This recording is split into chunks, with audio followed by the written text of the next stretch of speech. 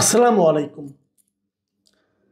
প্রিয় দর্শক, গতকালকে আমি যখন ডক্টর ইউনূসের দেওয়া ভাষণ নিয়ে কথা বলছিলাম, তখন আমি একবার বলেছিলাম যে বিএনপি কেন এতগুলো নোট অফ ডিসেন্ট দিল এই জুলাই সনদের সময় যখন আলোচনা হয়, তখন সেটা নিয়ে আজকে একটু কথা বলবো। আমরা সবাই জুলাই সনদ নিয়ে হইচই করছি, আমরা সবাই বলছি যে জুলাই সনদের বিপক্ষে কে, জুলাই সনদের পক্ষে কে, কিন্তু আপনারা কি কেউ একবার ভেবে দেখেছেন আসলে জুলাই সনদের মধ্যে আছেটা কি? জুলাই সনদটা বাস্তবায়িত হলে দেশে কি আসলে শান্তির সুবাতাস বয়ে যাবে? আসলে কি দেশে গণতন্ত্র ভরে যাবে? এটা কি আসলে বিএনপির জন্য অথবা যে সরকারটা ক্ষমতায় আসবে তাদের জন্য খুব একটা গ্রহণযোগ্য হবে? এবং এই সনদ মানলে কি দেশ চালানো খুব স্মুথলি দেশ চালানো সম্ভব হবে? এই সমস্ত নানা বিতর্ক কিন্তু আছে, কিন্তু না জেনেই একটা প্রচারণা চালানো হচ্ছে যে জুলাই সনদ বিএনপি চায় না, অথবা অমুক দল চায় না, তমুক দল চায়, এইগুলি নানা রকম কথা। যারা এই সনদটা প্রণয়ন করেছেন তারা কি খুবই সৎভাবে গণতন্ত্রের প্রতি অনুগত হয়ে দেশের মানুষকে একটা গণতান্ত্রিক প্রবাহের মধ্যে মানুষকে প্রবাহিত করার জন্য তারা কি কাজটা করেছেন? আসলে একটু আলোচনা করি। তার আগে আমি একটু বলে নেই যে ডক্টর ইউনূস গণভোটের যে আয়োজন করতে যাচ্ছেন, সেই গণভোটে যে 4টা প্রশ্ন থাকবে যার উপর আপনাকে হ্যাঁ বলতে পারে।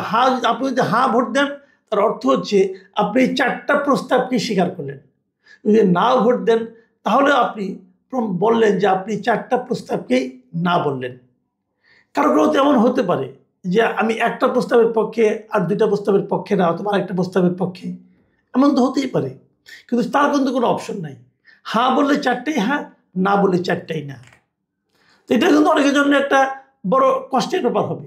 আমি হয়তো খুব চাই যে আমি 2টো ব্যাপারকে হ্যাঁ বলতে চাই, আর 2টো ব্যাপার আমার পছন্দ না, আমি কি করব? যদি হ্যাঁ দেই তাহলে যেটা আমার পছন্দ না সেটাকে আমার স্বীকার করতে হবে, আর যদি না দেই তাহলে যেগুলিকে আমার পছন্দ সেগুলিকে অস্বীকার করতে হবে। বিষয়টা কিন্তু জটিল। আবার এই 4টা প্রস্তাবের মধ্যেও কিন্তু অনেকগুলো ছোট ছোট প্রস্তাব আছে। আমি কেবল একটা প্রস্তাব নিয়ে আজকে আলাপ করবো, একদম প্রথম প্রস্তাবটা নিয়ে আলোচনা করব, এবং সেটার ব্যাপারে বিএনপি জুলাই সনদে কি বলেছিল সেটাও বলবো, এবং কেন বলেছিল সেটা আপনারা বুঝতে পারবেন। কতে কি বলা হয়েছে? কতে বলা হয়েছে নির্বাচনকালীন সময়ে তত্ত্বাবধায়ক সরকার, নির্বাচন কমিশন এবং অন্যান্য সাংবিধানিক প্রতিষ্ঠান জুলাই সনদে বর্ণিত প্রক্রিয়ার আলোকে গঠন করা হবে। খুব ভালো। নির্বাচনকালীন সময়ে তত্ত্বাবধায়ক সরকার কিভাবে গঠন করা হবে এই ব্যাপারে সবাই একমত হয়েছেন। নির্বাচন কমিশন কিভাবে গঠন করা হবে এ ব্যাপারেও কারো কোনো দ্বিমত নাই। কিন্তু ওই যে অন্যান্য সাংবিধানিক প্রতিষ্ঠান, সেটা জুলাই সনদে কি সবাই একমত হয়েছেন? আচ্ছা, অন্যান্য সাংবিধানিক প্রতিষ্ঠান বলতে কি বোঝায়? আমি 2-একটা উদাহরণ দেব। যেমন ন্যায়পাল নিয়োগ। ন্যায়পাল একটা সাংবিধানিক প্রতিষ্ঠান।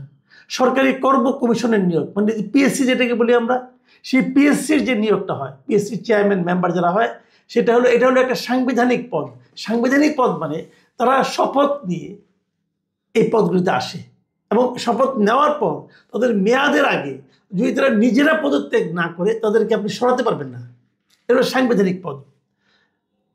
আরেকটা সাংবিধানিক পদ আছে যে মহা হিসাব পরীক্ষক ও নিয়ন্ত্রক, মানে অডিটর জেনারেল যেটাকে আমরা বলি আর কি, সমস্ত হিসাব নিকাশ থেকে।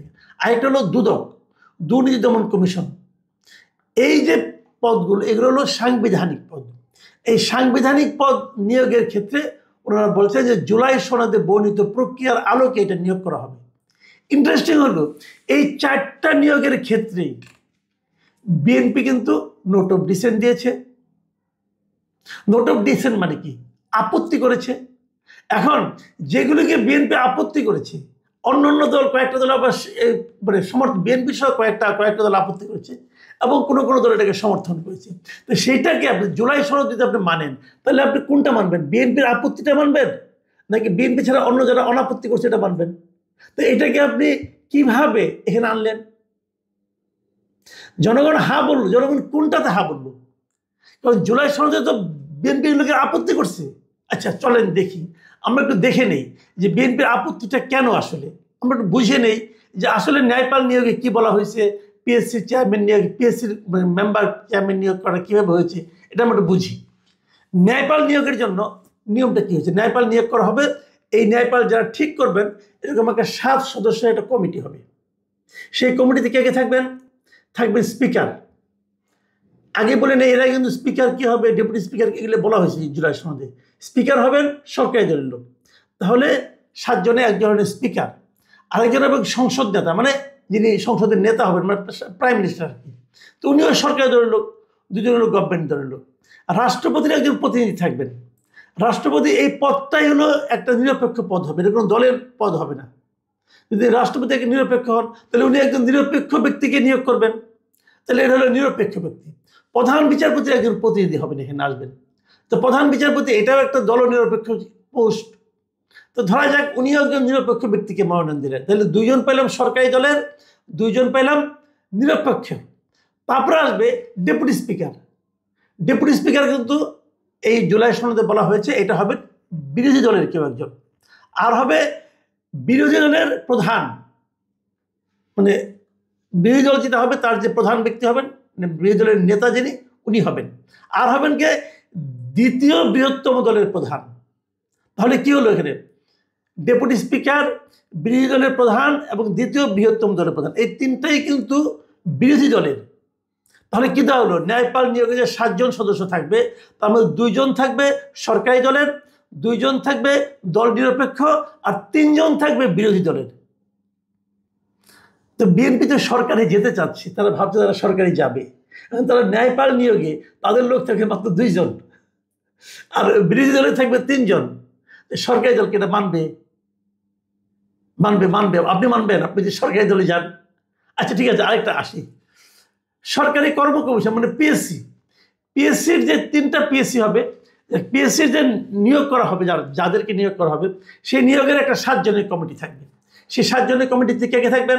থাকবেন স্পিকার, উনি হলো সরকারি দলের, আর থাকবেন চিফ হুইপ, উনিও সরকারি দলের, ডেপুটি স্পিকার উনি বিরোধী দলের, তারপরে বিরোধী দলের চিফ হুইপ, তাহলে হলো 2 জন বিরোধী দলের, দ্বিতীয় বৃহত্তম দলের একজন প্রতিনিধি, তাহলে 3 জন হলো। আর হলো গিয়ে শিক্ষা স্বাস্থ্য মন্ত্রণালয় সম্পর্কিত স্থায়ী কমিটির সদস্য, এবং তাকে হতে হবে বিরোধী দলের।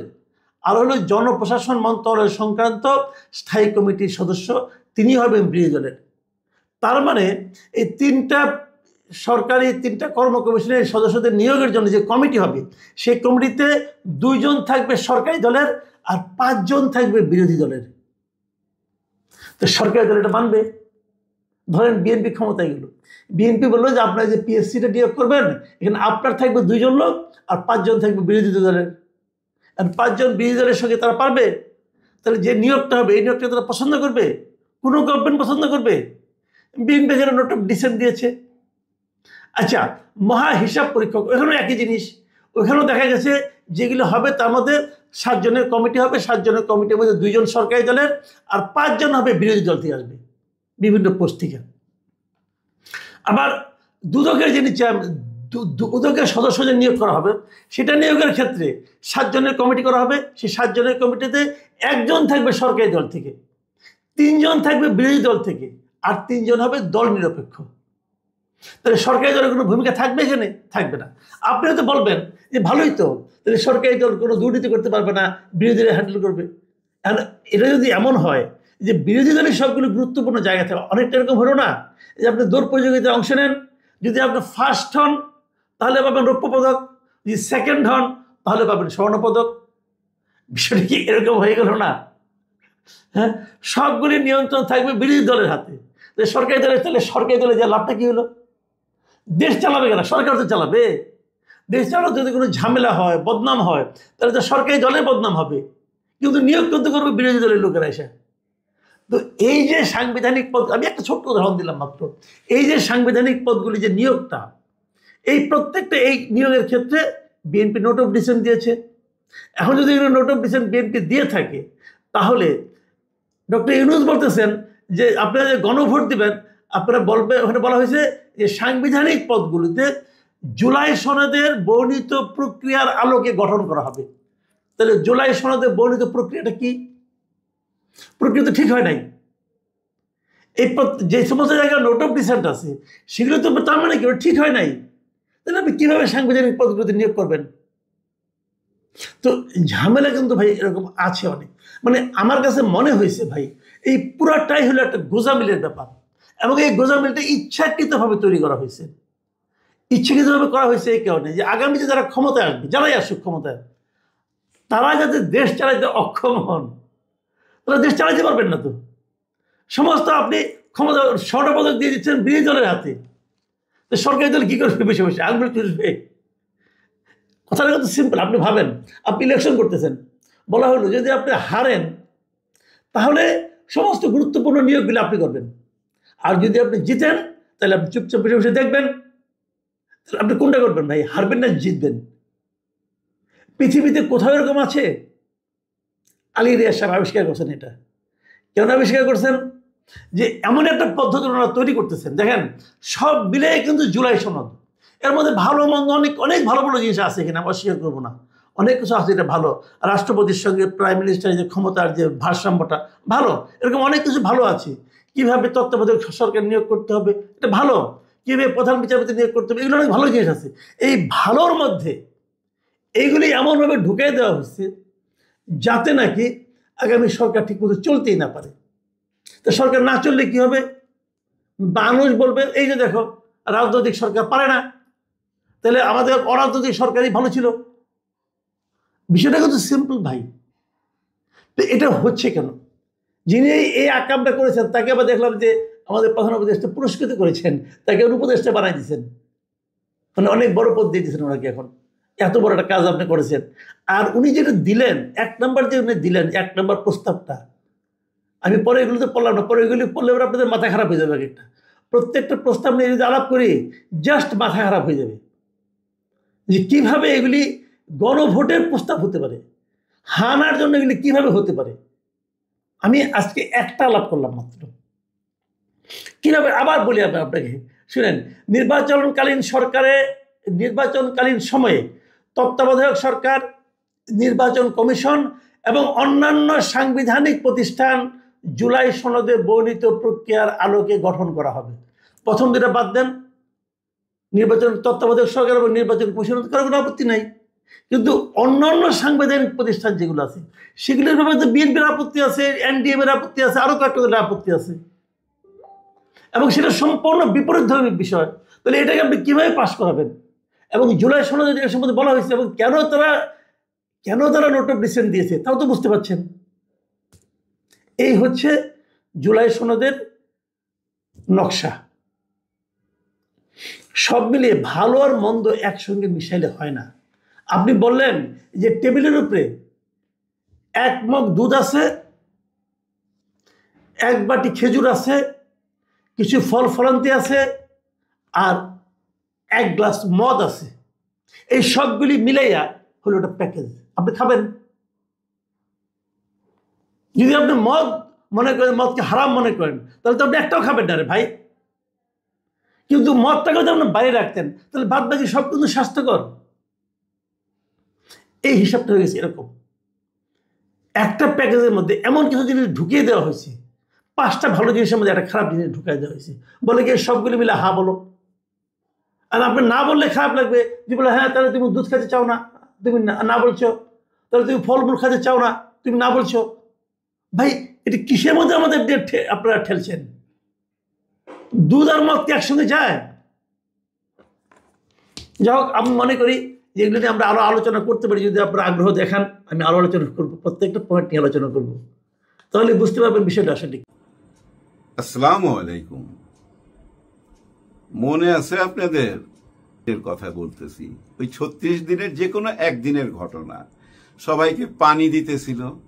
জানি না এই পথ শিশু এখন কোথায় আছে, ও কি খবর রাখে আমরা কি করতেছি? হ্যাঁ, বর্তমান সরকার কি করতেছে বা রাজনীতিবিদরা কি করতেছে। ও তো ওদিন শেখ হাসিনার পিছনে লাগছিল কেন?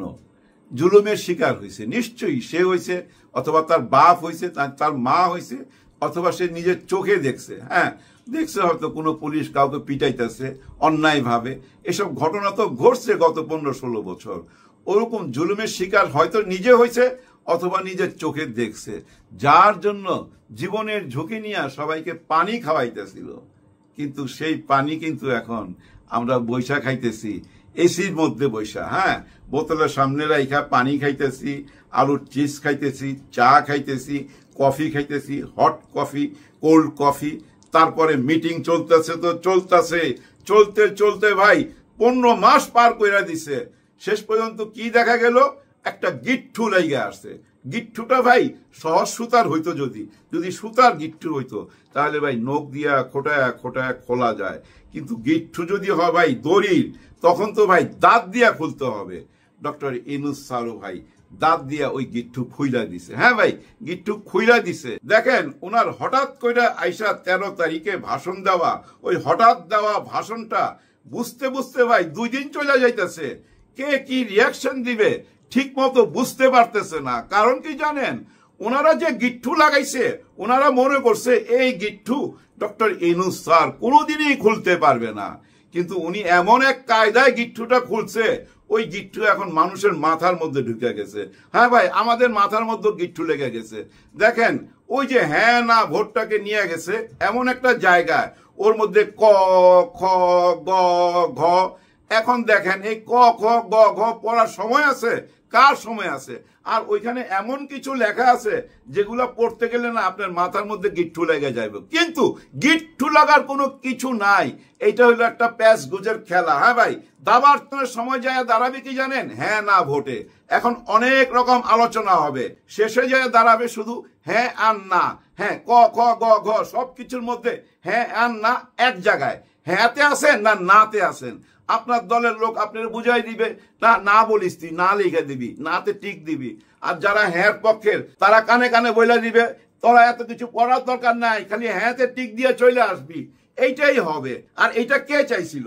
এটা কিন্তু বিএনপির চাওয়া আসিল, যার জন্য বিএনপি সন্ধ্যার সময় আইসা থ্যাঙ্কস জানাইছে, স্বাগতম জানাইছে, ধন্যবাদ জানাইছে ডক্টর ইউনূস স্যারকে।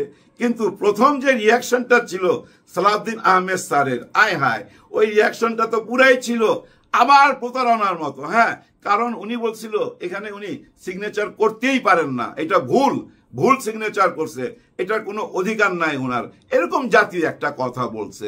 যাই হোক, মানে মাইনা নেয় নাই। কিন্তু সন্ধ্যার সময় দেখা গেছে স্বাগতম স্বাগতম। আবার এদিকে দেখেন যারা বলছিল ঘি যদি সোজা আঙুলে না আসে আঙুল বাঁকা করব এবং ঘি আমাদের লাগবেই, সে ঘিটা কি ছিল? হ্যাঁ না ভোট। নির্বাচনটার আগে, মানে জাতীয় নির্বাচনের আগে হ্যাঁ না ভোট। এবং এই নভেম্বরেই চাইছিল, আরো 4-5টা দাবি ছিল, কিন্তু এইটা ছিল প্রথম দাবি। কিন্তু আজকে ওনাদের রিয়াকশন কি? একটু ঠান্ডা ঠান্ডা, একটু ঠান্ডা ঠান্ডা। মনে হয় মাইনা নিবে। মাইনা না নিয়ে কোনো উপায় নাই। কারণ কি জানেন, আপনারা নিজেরা কেউ তো সমঝোতায় আসতে পারেন নাই, একটা জায়গায় আসতে পারেন নাই। ইউনূস স্যার তার খেলাটা খেলা দিছে। কিভাবে খেলাটা খেললো? ওনার মেইন টার্গেটটা কি? ফ্রান্স থেকে বৈশা গেল বাংলাদেশের চেয়ারে, ওনার মেইন টার্গেটটা কি ছিল? প্রথম মেইন টার্গেটটা ছিল জুলাই সনদপত্র। তারপরে ভাই একটা টাইমে উনি বুঝতে পারছে যে না, এই 1 নম্বরের সাথে আরেকটা 1 আছে। সেটা কি? শেখ হাসিনার বিচার। সেটা কইরা যাইতেই হবে আমাকে। যার জন্য দেখেন 13 তারিখে শেখ হাসিনার লকডাউন এবং বিচারের রায় হবে একটা ডেট দিবে। সেইটার কারণে কি হুলস্থুল কাণ্ড বাধায় ফেলাইছিল। এই আলোচনাটা গত 2-3 দিন, মানে 13 তারিখের আগের 2-3 দিন এমন ভাবে উঁচুতে উঠতেছিল, মনে হয় শেখ হাসিনাই বাংলাদেশে। ঠিক ওই টাইমে ঘোষণা আসলো যে প্রধান উপদেষ্টা একটা ভাষণ দিবে, কিন্তু কোনো টাইম জানাইলো না। হঠাৎ করে দেখলাম দুপুর বেলা। আমরা অতীতে দেখে আসছি সবসময় বিকালটা বাইছা নেয়, বিকালেই উপদেষ্টা এবং প্রধানমন্ত্রীরা ভাষণ দেয়। এটা হঠাৎ দুপুরে কেন? টোটাল আলোচনাটা যেন উনাকে নিয়ে হয়। হ্যাঁ, ডক্টর ইউনূস স্যার ভাষণ দিবে, আর ওইটা সারা বাংলাদেশ কেন সারা বিশ্বে থেকে যে যেখানে বাঙালি আছে, আমাদের প্রবাসী ভাই বোনেরা ওইটা তো দেখবেই। সবাই মনটা চইলা গেল ওইখানে। 13 তারিখে লকডাউন ভুইলা গেল। শেখ হাসিনা এখানে ফেলুর। ভাই, উনার মেইন টার্গেটটা কি ছিল জানেন? শেখ হাসিনার এইটা আটকানো না, উনি তো জানেই রায় হবেই, কিন্তু একটা রাজনীতি করতে চাইছিল। সেটা কি জানেন? ওই যে ওনার দলকানা যারা, দলকানা না ঠিক, এটা তো টাকা দিয়া করছে, আমরা তো দেখছি এর মধ্যে 50,000 টাকা দিলে 2টা বাসে আগুন, এবং আরেকজন 500 টাকা না 1000 টাকা নিয়ে ক্ষমা চাইতেছে, বলতেছে যে ভাই আমি ওদের নাম বলতে পারবো না। আরো 10-12 জনের নাম জানে যে আমি যদি নাম বলি আমারে মাইরা ফালাইবো। আমার কাছ থেকে তাদের নাম শুনতে চায় না ভাই, আমারে মারেন, অসুবিধা নাই, নাম বলতে চায় না, বুঝছেন তো? কারণ জানের মায়া, পুলিশ ছাইরা দিলে ওদের কাছে গেলে তো ভাই ওরা মাইরা ফালাইবো তারে নাম বললে। দেখছেন কি অবস্থা দেশের ভিতরে ভিতরে। কিন্তু ডক্টর ইউনূস স্যার কিন্তু এইসব টেনশন করে না, উনার মুখে কিন্তু হাসি, কনফিডেন্স কি বলে কিভাবে দেখেন না? সুন্দর একটা নির্বাচন হইতেই হবে, এবং এই নির্বাচনটা সবাই ঈদের মতো উপভোগ করবে। ঈদ আসতেছে, ঈদের আগে আরেকটা ঈদ, চিন্তা করেন। তার মানে কি কোনো একটা বিশ্বাস তো উনার আছে, আর ওই বিশ্বাসটা কি জানেন? ওই যে 17 তারিখে বিচারের রায়টা হয়ে যাবে, যেটা উনার মেন টার্গেট। আর মেন টার্গেট কি? জুলাই সনদপত্রের ঘোষণা। ঘোষণা তো হয়ে গেছে ভাই, আপনারা কি দেখতে পাচ্ছেন না? নিশ্চয়ই দেখতে পাচ্ছেন।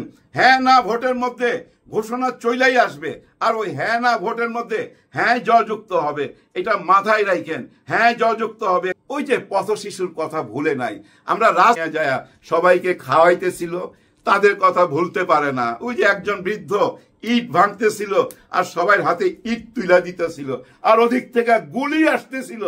এই কথাগুলা সাধারণ মানুষ কিন্তু ভাই আরো অনেক সংস্কার হয়েছে, যেমন পিআর সিস্টেম, উচ্চ কক্ষ। আবার সেইটাও কি জানেন? এই যে আমরা যে ভোট দিব ওই ভোটের সংখ্যা অনুযায়ী, অর্থাৎ আমাদের ভোটটা গণনা কইরা ওইখান থেকেই উচ্চ কক্ষের জন্য 100 জন বাছাই করা হবে। দেখছেন সংস্কার তো হয়েছে, এইটাও মাইনা নিতে বাধ্য। কিন্তু এইটা ছিল আবার জামাতের দাবি, সেখানেও কিন্তু পূরণ করছে। আর হ্যাঁ না ভোট চাইছিল জাতীয় নির্বাচনের সঙ্গে বিএনপি, সেটাও প্রয়োজনের উপরে পড়বে। নিম্ন কক্ষ থেকে ওইখানে প্রস্তাব যাবে, ওই প্রস্তাব ওনারা পাশ করবে, এইভাবেই পাশ হয়ে যাবে, কোনো রকম প্রবলেম হবে না। কারণ কি জানেন? এই নির্বাচনে কেউ যদি মনে করে ওনারা একাই চলে যাবে, এটা খুব ভুল হবে, খুব ভুল ধারণা হবে। কেউ একা যাইতে পারবেন না, হাড্ডাহাড্ডি লড়াই হবে তো ভাই, হাড্ডাহাড্ডি লড়াই হবে। কিন্তু এর মধ্যে এনসিপির ভূমিকা কি? এনসিপির ভূমিকা কি? আমরা এনসিপির ভিতরে একটুখানি গিট্টু লাগছে ভাই, ওই গিট্টুটা আবার দাঁত দিয়া খোলার দরকার নাই, হাতের নখ দিয়া খোটায় খোটায় খোলা যাবে। কারণ ওনাদের মাঝখান থেকে একটা স্ট্যাটাস আসছিল যে ওহে আসিফ মাহমুদ সবুজ, একটি আসনের জন্য নিজের কি জানি বেচা দিও না, ব্যক্তিত্ব নাকি আমাদের এনসিপির বিবেক, এমন কিছু নাকি স্বাধীনতার বিবেক, এমন কিছু বুঝাইছিল যে বিক্রি কইরা দিও না একটা আসনের জন্য। মানে ওই যে 10 আসন, ওই 10 এখন বলছে 3 জনকে পদত্যাগ করতে হবে, ওনাদের দাবি। এই ভাষণের পর অন্য কোনো দাবি সামনে আনে নাই, মেইন দাবি 3 জনকে পদত্যাগ করতে হবে, কারণ এই 3 জন বিএনপির ঘরানার, এটা বুঝাইছে উনি। এখন এই 3 জন কে? এটা বিরাট প্রশ্ন না? আমাদের অনেকেরই ধারণা এমন আসতে পারে আসিফ নজরুল, এটা তো আমরা জানি না। ওই শোনা থেকে একটা ধারণা তো করতেই পারে সাধারণ মানুষ। আর কে? এটা কিন্তু আমার ধারণা, মানুষের কথা শুনে বলতেছি, এটা যে হবে তা না, কিন্তু কিন্তু হইতে পারে। কারণ উনি কিন্তু বলছিল মওদুদি আরেকটা ইসলামিক দল দরকার নাই, মওদুদি স্টাইলের আরেকটা ইসলামিক দলের দরকার নাই। তার মানে কি কবে বলছিল এই কথাটা? যেদিন ওনারা একটা সমাবেশ ডাকছিল এবং আমরা শুনছিলাম এনসিপি ওইখানে যাবে, হঠাৎ করে শুনলাম এনসিপি যাবে না। কেন? ওই যে মওদুদি স্টাইলে আরেকটা ইসলামিক দল দরকার নাই, এই কথাটা মাহফুজ আলম বলছিল। আর এমনও শোনা গেছে ওনার ফাদার নাকি বিএনপি করে, এরকম গুজব শুনছি না? গুজব না সত্য আমি জানি না, আপনারা ভালো বলতে পারেন। তার মানে কি এই 2 জন, আরেকজন ওই যে 10 আসন আসিফ মাহমুদ সবুজ, 3 জন, এই 3 জন কি না? নাও হইতে পারে। এই 3 জন হইলে ভাই খুব কষ্ট পাবো, চিঠি দিমু, চিঠি পাঠামু। যদি 3 জনকে বহিষ্কার না করে তাহলে আমরা মিডিয়ার সামনে তাদের নাম প্রকাশ করে দেবো। আমরা নামের জন্য অপেক্ষায় থাকি। আমি যেটা চিন্তা করছি এটা যেন না হয়, হইলে খুব কষ্ট পাবো ভাই।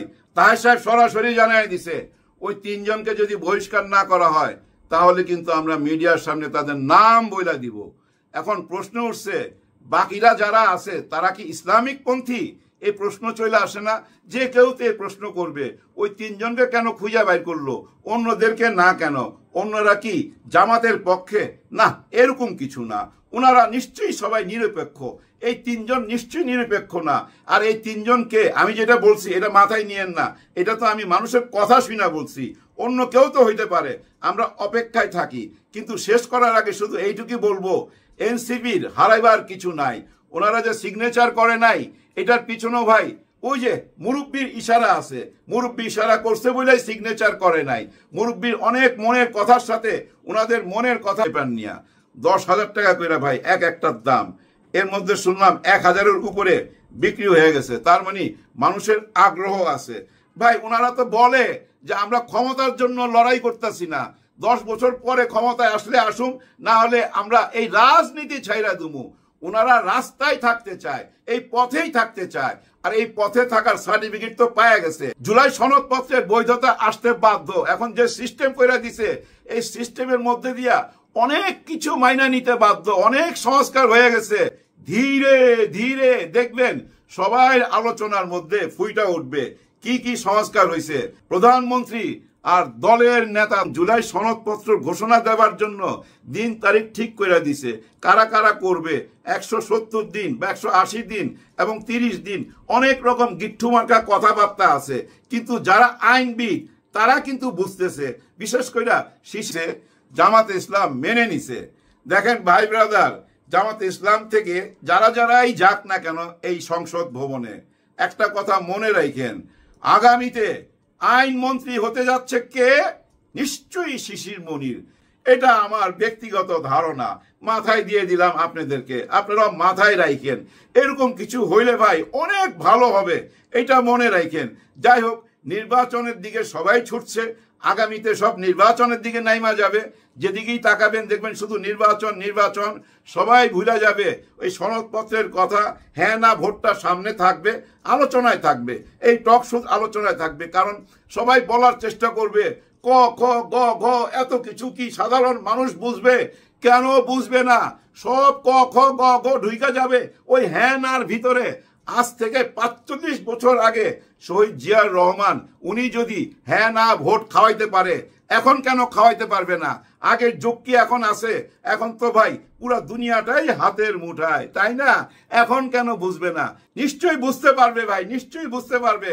অনেকে এইসব বলার চেষ্টা করতেছে ডক্টর মোহাম্মদ ইউনূস স্যার একটা এক্সিট পয়েন্ট চাচ্ছে, বিএনপির সাথে হাত মিলায় ফেলাইছে, বিএনপির পক্ষেই সবকিছু বলছে, আরেক পক্ষে বলতেছে জামাতের পক্ষে বলছে, আরেক পক্ষ বলতেছে এনসিপি কেন চুপচাপ। তার মানে কি কোনো একটা ব্যাপার আছে? হ্যাঁ ভাই, এনসিপির সাথে কোনো একটা তো ব্যাপার নিশ্চয়ই আছে। আমরা তো এখন ভুইলা গেছি কিংস পার্টি, কিন্তু ভুইলা যায় না, হারাইবার কিছু নাই ভাই, কিচ্ছু নাই। এই ইতিহাসের পাতায় তাদের নাম লেখা হয়ে গেছে। তাদেরকে কে বান্দির পুত কইলো, কেডা ফকিন্নির পুত কইলো, কেডা রাজাকার কইলো, কমেন্ট বক্সে কেডা কে গালি দিল, ইতিহাসে কমেন্ট বক্সের কথাও লেখা থাকে না। কে গালি দিছে, কে বান্দির পুত বলছে, কে রাজাকার বলছে, বলেন যার যা ইচ্ছা তাই বলেন, কোনো কিছু যায় আসে না। ইতিহাসে ওদের নাম লেখা হয়ে গেছে, রক্তের নাম কেউ মুছতে পারবেন না। যারা রক্ত দিছে, যারা শহীদ হয়েছে, তাদের নাম কেউ মুছতে পারবেন না। যেভাবে 71-এ যারা রক্ত দিছে, দেশকে স্বাধীন করছে, তাদের নাম কি আমরা মুছতে পারবেন না? এটা লেখা রাখেন। ডক্টর ইউনূস স্যার সব ব্যবস্থা কইরাই এই নির্বাচনটা দিছে। 17 তারিখেই ওনার টার্গেট ফুলফিল আপ হয়ে যাবে। ওই যে বিচারটা শুরু হয়ে গেল না 17 তারিখে, আর থামাইতে পারবেন না। এরপরে একটা একটা কইরা কিন্তু বিচারের দড়িতে চলে আসবে, এটা কেউ থামাইতে সংস্কারের মধ্যে 30টা তো সবাই একমত। আর যেগুলা নোট অফ ডিসেন্ট আছে ওগুলারও ভাই অনেক গিট্টু আছে, ওই গিট্টুগুলা নখ দিয়া খুইলা ফেলায়েন, সবাই এক হয়ে যান, মিলা যান। আর কোনো রাস্তা নাই, সব রাস্তা বন্ধ করে দিচ্ছে ডক্টর মোহাম্মদ ইউনূস স্যার। উনাকে নিয়ে এখন শুধু সমালোচনাই করতে পারবেন, আর কিছু করতে পারবেন না। যে ঘোষণা দিয়া ফেলাইছে, বাকিটা হইলো পরিস্থিতিটা কি। ধরেন আমি প্রথমে যে বিষয়টা দিয়ে শুরু করলাম, আমরা আসলে সবাই কনফিউজড, আসলে দেশ কোন দিকে যাচ্ছে। এবং ধরেন যে হাসিনা পরবর্তী ফ্যাসিজম থেকে মুক্ত হয়ে আমাদের যে স্বপ্ন ছিল বা যে কারণে জুলাই বিপ্লব হলো, সবকিছু মিলিয়ে আপনি প্রাথমিকভাবে আপনার পর্যবেক্ষণটা কি? যে ডক্টর ইউনূসের নেতৃত্বাধীন অন্তর্বর্তীকালীন সরকার ঘুরে ফিরে দায় তার উপরে যায়, সকল কিছুর দায়। এবং তার সঙ্গে যুক্ত হয়েছে উনি সরকার গঠনের পরে প্রায় 15 মাসে উনি কোনো রিভিউ করেন নেই সরকারের। উপদেষ্টাদেরকে নিয়ে অজস্র অভিযোগ, তাদের কর্মদক্ষতা নিয়ে, তাদের ক্যাপাবিলিটি নিয়ে অনেক ধরনের কথা আছে। তো সব মিলিয়ে বর্তমান সময়টাকে আপনি কিভাবে বিশ্লেষণ করেন? তারপর আমরা জুলাই সনদ, গণভোট এই ইস্যুতে যাব। বর্তমান সময়টাকে আপনি কিভাবে দেখছেন, আপনার পর্যবেক্ষণ কি 15 মাসের? ধন্যবাদ আপনাকে। এক কথায় আপনি যেভাবে বললেন তাতে বর্তমান সময়টা যদি বলি, এবং বর্তমান সময়টা আসতে তো আমাদের প্রায় 15 মাস পার হয়ে গেছে।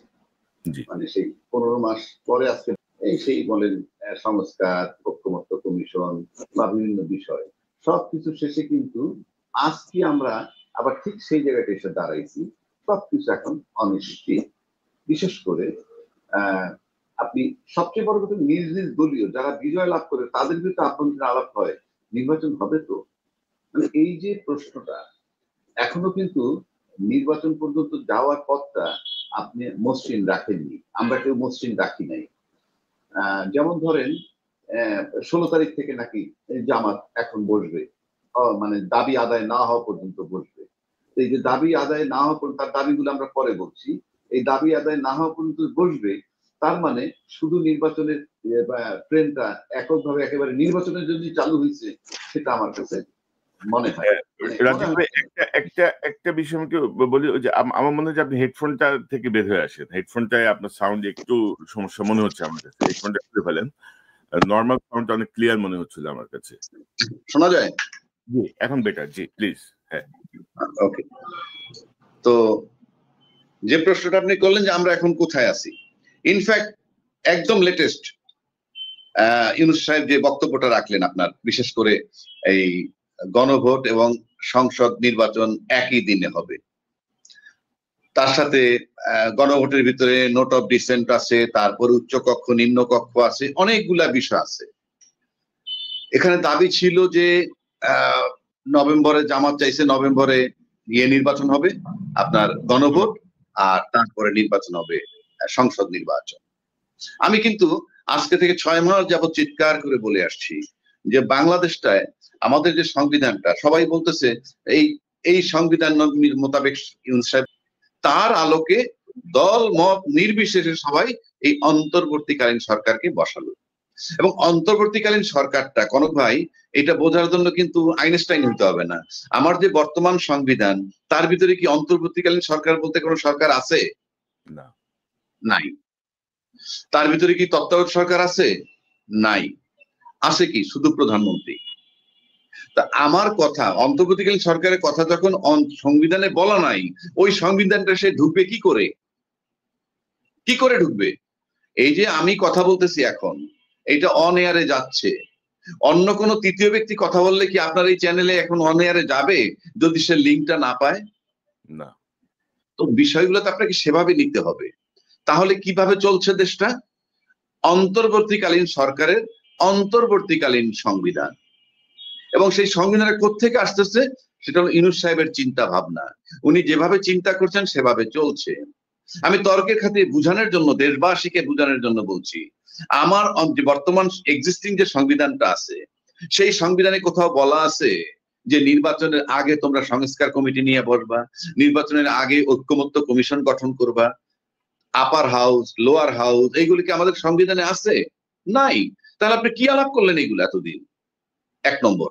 2 নম্বর, এই সংবিধান, এক্সিস্টিং সংবিধান মোতাবেক বলা আছে সংসদ, দেশের বিজ্ঞ রাজনীতিবিদগণ, তারা কি একবারও ইউনূস সাহেবের কাছে প্রশ্ন করছি, আপনি যে এই সংস্কার নিয়ে বসছেন, সংস্কার নিয়ে কথা বলতেছেন, কিন্তু নির্বাচনের তো বাধ্যবাধকতা আছে সংবিধান মোতাবেক, সেটা আপনি ফলো করছেন না কেন? কেউ কি রেজ করছে কিনা আপনার জানা মতে? কেউ তো রেজ করেনি। তার মানে কি? ইউনূস সাহেব যেটা বলে সেটাই সংবিধান, এবং তারা মেনে নিছে। দেখেন আপনি, কেউ কিন্তু প্রতিবাদ করেনি। অথচ তর্ক যখন করতে যায় তখনই বলে যে এই সংবিধান মোতাবেক উনি ওত নিছেন, কাজে উনি এই সংবিধান মোতাবেক আছেন। তো এই সংবিধান মোতাবেক থাকলে তাকেই বলা হয়েছে 180 দিন পার হওয়ার পর যেদিন খুশি এই দিন নির্বাচন করবেন, এটি সংবিধান বলা আছে। আপনি 26 ফেব্রুয়ারিতে নির্বাচনটা কিভাবে নিলেন?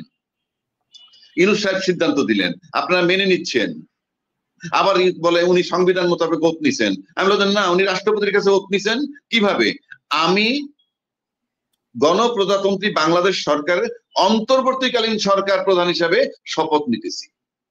প্রধানমন্ত্রী হিসেবে উনি শপথ নেননি। প্রধানমন্ত্রী হিসেবে যদি শপথ নিতেন তাহলে উনি ওই সংবিধানে ঢুকতেন, যেহেতু ওই সংবিধানে শুধু প্রধানমন্ত্রীর কথা বলা আছে। এরপরে বলছেন আমি সংবিধান সমুন্নত রাখবো। কোনটা?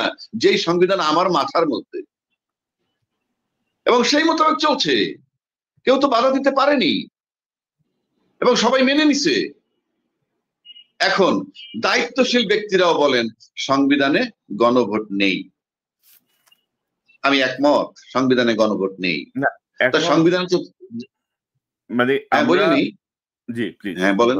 জি, আমি বলছি যে সংবিধানে যেমন গণভোট নেই, একইভাবে সংবিধানে বলা নাই 2026-এর ফেব্রুয়ারিতে আপনি নির্বাচন করবেন।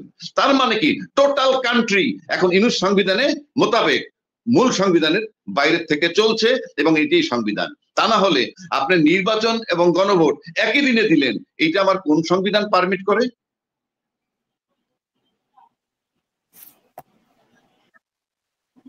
কাজে এই বিষয়টা পরিষ্কার যে ইউনুস সংবিধানে দেশ চলছে, হটেবার উনি যে সিদ্ধান্ত নেন সেরকমই চলছে। এখন বলেন নেক্সট কোশ্চেন কি আছে? না, এখন ধরেন অনেকে তো বলছেন যে, আপনি যেহেতু সংবিধান নিয়ে বলছেন এই জন্য প্রশ্নটা আমার মাথায় আসলো, যে ধরেন আপনি তো 24 নির্বাচনকে বাতিল করেন নাই, মানে আপনি তো 24 নির্বাচনকে যেহেতু বাতিল করেন নাই, সেই হিসাবে তো নির্বাচন হওয়ার কথা 29-এ। মানে অনেকে এই জাতীয় প্রশ্ন কিন্তু রেজ করছে ইদানিং, যে আপনি কিসের কথা বলছেন। তো এখন এই যে আপনি মানে টোটাল প্রক্রিয়াটা কি হলো, যে জুলাই সনদ আপনি যেগুলো বলছেন যেগুলো সংবিধানের সঙ্গে সাংঘর্ষিক, এখন ইউনুস সংবিধান, মানে আমরা আসলে আছি কোথায়? মানে আমাদের মানে আমরা তো আসলে এইভাবে তো আর শেষ হতে দিতে পারি না, আমাদেরকে তো একটা সমাধানে আসতে হবে, গ্রহণযোগ্য সমাধানে। জুলাই বিপ্লবের চেতনার আলোকে আমাদেরকে একটা সিদ্ধান্ত নিতে হবে। তো এখন মানে কি কোন জায়গায় আমরা আছি? এখন আপনি যেটা বলছেন এইটা কিন্তু এই সমাধান আমি দিয়েছিলাম যে এটাকে সমাধান করা যায়। কেউ কেউ বলেন খুব সহজ সরল সমীকরণ করে দেন, কি নির্বাচন হয়ে যাওয়ার পর সমস্ত কর্মকাণ্ড আমরা রেটিফাই করে দিব। আরে ভাই, আপনি ওই পর্যন্ত যাবেন কিভাবে? আপনি তো পার্লামেন্ট পর্যন্ত যেতে হবে একটা বিধান নিয়ে, তারপরে না আপনি রেটিফাই করবেন। তাহলে তো বাংলাদেশ সংবিধান লাগবে না, অলওয়েজ নির্বাচন করে তারপর সংসদে ঢুকে বলবেন এই যে নির্বাচন হয়েছে এইভাবে, এটা বৈধতা দিলাম। আপনি পার্লামেন্ট পর্যন্ত যাওয়ার তো একটা প্রক্রিয়া লাগবে। আপনি একটা গাড়ি বন্ধ হয়ে আছে, সেই গাড়িটা যদি চালাইতে চান গাড়িটার ভিতরে ঢুকতে হবে, তারপরে গাড়ি স্টার্ট দিবেন, তারপরে চলবেন। আপনি তো সংবিধানে ঢুকতে পারতেছেন না। যেই মুহূর্তে সংবিধানে বলা ছিল না শেখ হাসিনা প্রধানমন্ত্রী পালিয়ে গেলে কি হবে, আমার সংবিধানে কোথাও বলা আছে যে পালিয়ে গেলে কি হবে? পালিয়ে গেলে কি হবে বলা নাই। এখন আসেন, দা মোমেন্ট উনি পালিয়ে গেছেন ঠিক ওই মুহূর্ত থেকে নির্বাচন সংক্রান্ত বিষয়টা ফুল স্টপ, একদম থেমে গেছে। ওখানে আর কিছু করার নাই। আপনি সে কারণে কিছু করার নাই বিধায় অন্তর্বর্তীকালীন সরকার হিসেবে চলছেন। যদি ইউনূস সাহেবকে বলা হয়তো যে ঠিক আছে ওনাকে আমরা বিকল্প প্রধানমন্ত্রী হিসেবে নিয়োগ দিলাম, তাহলে 29 সাল পর্যন্ত উনি থাকতেন। পরিষ্কার।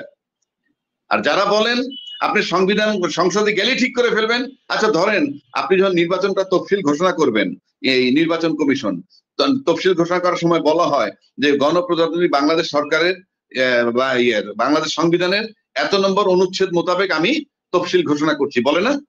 জি। হ্যাঁ, তাহলে এখন যদি উনি তফসিল ঘোষণা করেন, কোন তফসিল মতো কোন ইয়ে মোতাবেক করবেন? সংবিধানের অনুচ্ছেদ মোতাবেক যদি করতে যান কিভাবে ঘোষণা করবেন? মেয়াদ তো শেষ হয়ে গেছে বহু আগে। আপনি ফেব্রুয়ারি 2026-এ নির্বাচন ওই সংবিধান মোতাবেক কিভাবে দিবেন? এটার সমাধান আমি দিছিলাম আজকে থেকে 3-4 মাস যাবত বলে আসেন নাই ভাই। এই গ্যাপটা আপনি কি দিয়ে কভার করবেন? আপনি দেখেন না, এখনো করা যায়, এখনো করা যায়। খালি বলে যে আমরা সংসদে গিয়ে ঠিক করব। আপনি সংসদে যাচ্ছেন কিভাবে? যাওয়ার প্রক্রিয়াটাই তো অবৈধ। যাওয়ার প্রক্রিয়া অবৈধ, আপনি যেতেই পারতেছেন না। আপনি গায়ের জোরে যাচ্ছেন, একটা গোজামিল দিয়ে যাচ্ছেন। ভাই গোজামিল দিয়ে আপনি দেশে যান, একটা সংসদ যান, আপনি কি করবেন? যেমন এখন যেমন বলা হচ্ছে ইউনূস সাহেব কি সাংবিধানিক সরকার না, উনি অবৈধ, কেউ কেউ বলছেন। মানে উনি যেহেতু অবৈধ, ওনার ধাক্কা দিয়ে সারা রাজ্যে কি বসে গেলে সেটা বৈধ হবে? সেটাও তো বৈধ হবে না। ওনাকে দিয়ে তো তাহলে কাজটা বৈধ করে নিতে হবে। এখন আসেন, উনি এই যে গণভোট এবং সংসদ নির্বাচন একই দিলেন, এটার অর্থ কি হয়েছে? এটার ভ্যালু কি? এটা কি আছে? হ্যাঁ, ধরেন জি বলেন। এই যে আমাদের ঐকমত্য কমিশন হলো, ঐকমত্য কমিশন বলছে যে তারা দেশের সকল সংবিধান বিশেষজ্ঞ আইনজ্ঞদের সাথে 14-15টা সেশন মিটিং করেছেন, আইনগত দিক, সাংবিধানিক দিক এগুলো জানার জন্য, বোঝার জন্য। তো ঐকমত্য কমিশনের কার্যক্রমকে আপনি আসলে কিভাবে দেখেন? তারপর আমরা গণভোট প্রসঙ্গে যাচ্ছি, গণভোটের জাতীয় নির্বাচন। না, এই যে ঐক্যমত, এখানেই আমার ব্যথার জায়গাটা আমার এখানে। ঐক্যমত্য কমিশনে যারা বসছেন ইউনূস সরকার এটার প্রধান, উনি না বসলেও উনি প্রধান। আচ্ছা, উনি, আমি নিশ্চিত করে বলে দিচ্ছি যে উনি কোনো রাজনৈতিক ব্যক্তি না, এবং উনি যে চিন্তা ভাবনা করে বসছিলেন, উনি এয়ারপোর্টে বসে বলছিলেন বসার আগে, তোমরা যদি আমার কথা শোনো তাহলে আমি বসবো, আমি যা বলবো শুনতে হবে। আচ্ছা যাক, সেটা বলছিল ছাত্রদের উপস্থিতিতে। তারপরে যখন উনি এসে বসলেন, বসার পর ওনার ধারণা ছিল এই যে অফকোর্স উনি যে আসছেন এখানে ওনার কিছু এজেন্ডা হয়তো ছিল, আমি জানি না, আমার ধারণা। কারণ একটা মানুষ যখন দায়িত্ব নেন এরকম বয়সে, তখন নিশ্চয়ই তার কিছু হিসাব নিকাশ থাকতে পারে। কি তার হিসাব নিকাশ, এবং সেই হিসাব নিকাশটার জন্য কিছু টাইম দরকার। আমার কাছে মনে হয় প্রথম 2 মাস, 1.5-2 মাস পর যখন বুঝলেন ঐক্যমত্য কিছু হবে না, I am sure and we are sure, তখন আমার কাছে মনে হয় একটা টাইম কিলিং এর পথ বেছে নিছেন। এখন প্রশ্ন হচ্ছে যে তাদের কথা আমি বললাম, তারা এই দেশের কালচার বোঝে না, তারা বাইরে ছিল এবং তারা এই দেশের রাজনীতি বুঝে না, এনজিও সরকার, এবং উনি ওনার স্বার্থ দেখতে, আমি সব একমত হয়ে গেলাম। কিন্তু আমরা যারা বসছিলাম ওখানে, রাজনৈতিক পার্টটা, রাজনৈতিক দলের যে অংশটা, তারা যদি না বোঝেন যে ওনারা টাইম ক্ষেপণ করতেছেন কিংবা সময়ের ব্যবধান হিসেবে বলছেন ওনারা প্রতারিত করলেন, সেটা তখন বুঝলেন না যে ওনারা প্রতারিত করতে পারেন, এটা কি রাজনৈতিক অদক্ষতা নয়? আপনি যদি আপনার রাজনৈতিক প্রজ্ঞা বা ম্যাচুরিটি দেখাইতে পারতেন, তাইলে তো ইউনূস সাহেব এতটুকু যেতে পারতো না। এবং ইউনূস সাহেব যে এইটুক যেতে পারলো, তাতে আমার কাছে টু সাম এক্সটেন্ট মনে হয় আমার দেশের রাজনীতিবিদরা তাকে গত 2 বছর, মানে 6 মাসের মধ্যে যে রাজনৈতিক শিক্ষাটা দিচ্ছেন, তার থেকে কিন্তু আজকে 15 মাস পার করছেন এবং ফেব্রুয়ারি পর্যন্ত যাবেন। অর্থাৎ ওনাকে রাজনীতিবিদ বানানো হয়েছে। কেন বললাম, আমাদের দেশের যে পরীক্ষিত যে রাজনৈতিক দল দুটো, অতীতের যে 2টা বা 3টার কথা যদি আমি বলি, তারা প্রত্যেকেই যেভাবেই যাক ক্ষমতায় যাওয়ার পর প্রশাসনকে কিন্তু যে যার মতো করে ব্যবহার করে আপনি প্রশাসনিক প্রেসার দিয়ে এই দেশে তারা টিকে রয়েছে। কিন্তু ব্যতিক্রম ইউনূস সাহেব 2 বছর টিকে থাকলেন, তার সাথে না ছিল পলিটিশিয়ানদের কোঅপারেশন, না ছিল প্রশাসনিক কোঅপারেশন। তারপরে কিন্তু তিনি আজকে 15-16 মাস যাবত সার্ভাইভ করছেন। তার মানে রাজনীতি বোঝাটা একটা বিশাল ব্যাপার। রাজনীতি করে সার্ভাইভ করা আর ক্ষমতায় গিয়া প্রশাসন দিয়ে রাজনীতি করা কিন্তু এক নয়। আমরা কিন্তু যত কথাই বলি, বিগত 16 বছরে যে সরকারটা ছিল, কোনো রাজনীতিবিদ ছিলেন না, ক্ষমতায় বসে প্রশাসন দিয়ে টর্চার করে উনি ক্ষমতায় ছিলেন। অর্থাৎ প্রশাসনের 14-15 লক্ষ লোক ছিল ওই সরকারের জনগণ, আর তিনি ছিলেন সরকার। অর্থাৎ ওই সরকারটাকে যদি আপনি টানেন, 16 বছরের সরকারটা, সে ছিল বাংলাদেশে, ওই 16 লক্ষ লোক ছিল বাংলাদেশের জন্য ইসরায়েল, আর বাকি 18 কোটি লোক ছিল ফিলিস্তিন। এবং সেই কায়দায় দীর্ঘ 16 বছর রাজত্ব করে গেছেন। এবং আমরা রাজনৈতিক দল যারা ক্ষমতায় ছিল, তারা নো ডাউট অ্যাবাউট ইট, প্রত্যেকটা রাজনৈতিক দলই জনগণের উপরে প্রশাসনিক, বিচারিক টর্চার করেছেন। ব্যতিক্রম সেক্ষেত্রে ইউনূস সাহেব, উনি প্রশাসনিক এবং বিচারিক টর্চার করছেন কিনা আমার মনে হয় না।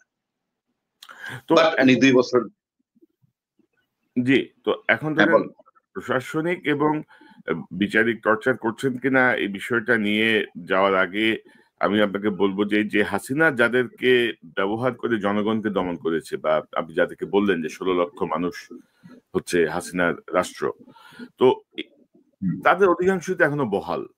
সেনা বলেন, পুলিশ বলেন, প্রশাসন বলেন, মিডিয়া বলেন, কোন জায়গাটা থেকে আসলে আমরা একটা বিপ্লব পরবর্তী যে ভূমিকা, মানে সরানো বা ক্লিন করা, সেটা আমরা করতে পারিনি। তো এরকম এরকম প্রেক্ষাপটে গণভোটের প্রসঙ্গ আসছে, জাতীয় নির্বাচনের প্রসঙ্গ আসছে। তো আমরা কি আরেকটা বিপদের দিকে যাচ্ছি, মানে বা আমার এখন করণীয় কি মনে করেন আপনি?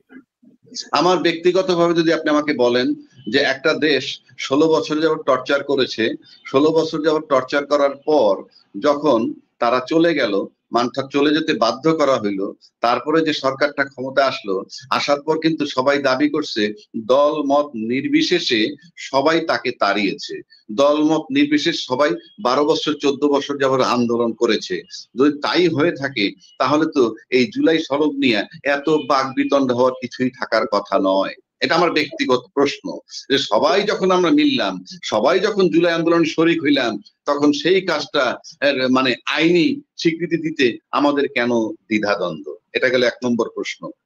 আর 2 নম্বর প্রশ্ন হইলো যে এই জুলাই মানে এই যে আন্দোলনের দাবিদার আমরা সবাই, সেক্ষেত্রে কনক ভাই আমি একটা কথা বলি আপনাকে, যে আজকে যারা তারাইছে তারা হয় সকলের ভিতরে একটা বন্ধুত্ব হবে, অর্থাৎ আমরা সবাই বন্ধু, মানে দল মত সব রাজনৈতিক দলগুলোর ভিতরে কিন্তু বন্ধুত্ব, কিন্তু আমরা কি সেটা পাচ্ছি? এক এক রাজনৈতিক দল কিন্তু এক এক মেরুতে চলে গেছেন। তাহলে তাহলে ঐক্যমত্য কোথায় ছিল? আন্দোলনটা কোথায় ছিল? 1 নম্বর। 2 নম্বর হলো, আমরা সাধারণত দেখি আইনি দৃষ্টিকোণ থেকে দেখলে, আপনি কল্পনা করেন এই মুহূর্তে কল্পনা করেন কালকে সকালে ঘুম থেকে উঠে দেখলেন শেখ হাসিনা প্রধানমন্ত্রী, তাহলে আপনি বলেন তো শেখ হাসিনাকে অপসারণ করছে যে সমস্ত রাজনৈতিক দল বা ছাত্ররা যারা ইনভলভ, তার ভিতরে শেখ হাসিনা কাদেরকে দায়ী করবে বলে আপনার কাছে মনে হয়? ছাত্রদেরকে দায়ী করবে। এই যে আপনি প্রশ্নটা করলেন যে ছাত্রদেরকে দায়ী করবে, তার মানে এই যে ভিকটিম হাসিনা যেহেতু এখনো সার্ভাইভ করতেছে, একমাত্র ভিকটিমই বলতে পারে তাকে তারাইছে কে। সেক্ষেত্রে সবচেয়ে বিপদগ্রস্ত যেহেতু এনসিপি হবে, তাইলে আমরা যারা দাবিদার, আমরা যারা দাবি করি, সেটা কতখানি যৌক্তিক? আমি বারবার একই কথা বলছি, কারণ আপনি দাবিটাকে যদি যৌক্তিক মনে করেন এবং আপনি করে থাকেন, তাহলে তো একটা কাজ আমরা সবাই মিলে করে স্বীকৃতিটা শুধু এনসিপি কে দিব কেন? 1 নম্বর। 2 নম্বর, একটা কাজ সবাই মিলে করলাম, এনসিপি যেন বিপদগ্রস্ত হবে, অন্যরা হবে না কেন? 3 নম্বর, এখন পর্যন্ত শেখ হাসিনা ওভারসিজ যা কিছু বলতেছে, তাতে আপনি দেখেন তো বড় মেজর দলের বিরুদ্ধে কি তার কোনো বক্তব্য আছে, নাকি শুধুই এনসিপি গংদের? এই যে বিষয়গুলা, এই বিষয়গুলাকে আপনাকে বিবেচনায় নিতে হবে, যে তাহলে একটা সরকার যে he is non cooperate from day one, এখন মানুষ বলতে পারে কেন আমরা তো কোঅপারেট করছি, কিন্তু আমরা দেখেন আমরা এই আবহাওয়ার মানুষ, আমরা বাসা থেকে যখন বের হই, বাইরের বাতাসটা ঠান্ডা না গরম এটা কিন্তু আমার শরীর বলে দেয়। সুতরাং আমরা বসে বসে দেখতেছি ইউনূস সাহেব দীর্ঘ 14-15 মাস কি কোঅপারেট পেয়েছেন কি পাননি, আমরা সেটা জানি বা দেখি। সুতরাং তারপরেও যে আজকে এই পর্যন্ত উনি আছেন, সেটা একান্তই তাদের কৃতিত্ব। এর মানেই না যে আমি ইউনূস সাহেবের প্রশংসা করতেছি। আলটিমেটলি ব্যর্থতার দায় তাকেই নিতে হবে, কারণ আমরা অতীতে দেখেছি এই যে আব্দুর রহমান বিশ্বাস সাহেব যখন রাষ্ট্রপতি ছিলেন, তিনি কলমের খোঁচায় অনেক বড় বড় সিদ্ধান্ত নিয়েছিলেন, আমরা জানি। সেখানে অভ্যুত্থান হওয়ার ব্যাপার স্যাপার ছিল, আপনার যদি মনে থেকে থাকে, খুব ডিটেলস বলার দরকার নাই। সুতরাং আপনি ইউনূস সাহেবের ব্যর্থতার দায় তাকেই নিতে হবে।